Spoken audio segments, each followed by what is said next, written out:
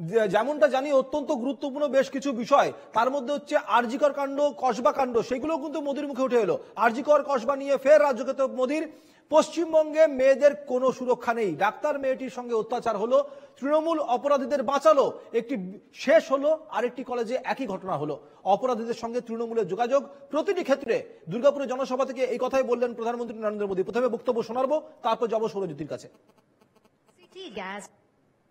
आज पश्चिम बंगाल में अस्पताल भी बेटियों के लिए सुरक्षित नहीं है। और आप सबने देखा है, जब यहां डॉक्टर बेटी के साथ अत्याचार हुआ तो कैसे टीएमसी सरकार अपराधियों को बचाने में जुट गई। इस घटना से देश अभी बाहर निकला भी नहीं था कि एक और कॉलेज में एक बेटी के साथ भयंकर अत्याचार किया गया। इसमें भी जो आरोपी है उनका कनेक्शन टीएमसी से निकला है। टीएमसी के बड़े नेता मंत्री आरोपियों के बजाय पीड़ित को ही दोषी ठहराते रहे। ऐसे कई उदाहरण हैं जो टीएमसी की निर्ममता के साक्षी है।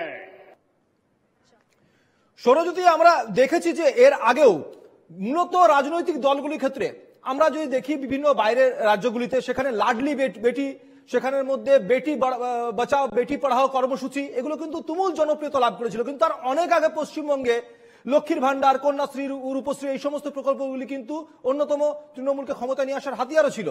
এই মুহূর্তে প্রধানমন্ত্রী নরেন্দ্র মোদী রাজ্যে এসে নারী সুরক্ষার উপর বিশেষ করে জোর দিয়েছেন। আরো বলা চলে যে তিনি কিন্তু এই বিষয়গুলিতে আরো বেশি করে জোর দিচ্ছেন, কারণ সম্প্রতি কসবা কাণ্ড ঘটেছে, সম্প্রতি কিন্তু আরজিকর কাণ্ড ঘটেছে।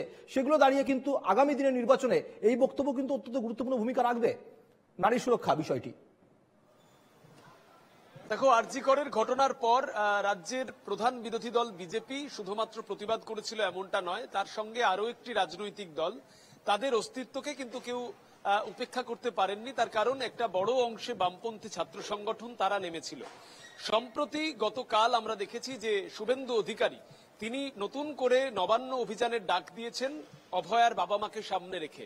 সেই জায়গায় নরেন্দ্র মোদীর আজকের জনসভায় তিনি বারবার আরজিকরের ঘটনার প্রসঙ্গের উত্থাপন করলেন এবং তার সঙ্গে সম্প্রতি আরো একটি কলেজ, কসবা ল কলেজ, দক্ষিণ কলকাতা ল কলেজ, সেই ঘটনার প্রেক্ষিত টেনে আনলেন এবং তিনি বললেন যে প্রতিটি ক্ষেত্রেই যে ধরনের অপরাধ ঘটেছে, অপরাধ সংগঠিত হয়েছে, তার সঙ্গে কোনো না কোনোভাবে রাজ্যের শাসক দল তৃণমূল কংগ্রেসের যোগসাজশ রয়েছে। সার্বিকভাবেই নারী নির্যাতন এবং নারী অসুরক্ষার যে প্রবল একটি দিক, সেই দিক কিন্তু নরেন্দ্র মোদীর বক্তব্যেই স্পষ্ট হয়ে গেল আরো একবার। এবং আসন্ন বিধানসভা নির্বাচনের আগে অতীতের মতো এবারেও যে বাংলার মহিলাদের অসুরক্ষা, বাংলার মহিলাদের উপর নির্যাতন এবং কোনো না কোনো ভাবে শাসক দলের সম্পৃক্ত হওয়ার ঘটনাকে তারা একদমই সৌরজ্যোতি, আমরা এই বিষয় নিয়ে অনেক কিছু বক্তব্য আজকে উঠে এসেছে প্রধানমন্ত্রীর বক্তব্যে, সেগুলো নিয়ে আমরা বিস্তারিতভাবে বিশ্লেষণ করব।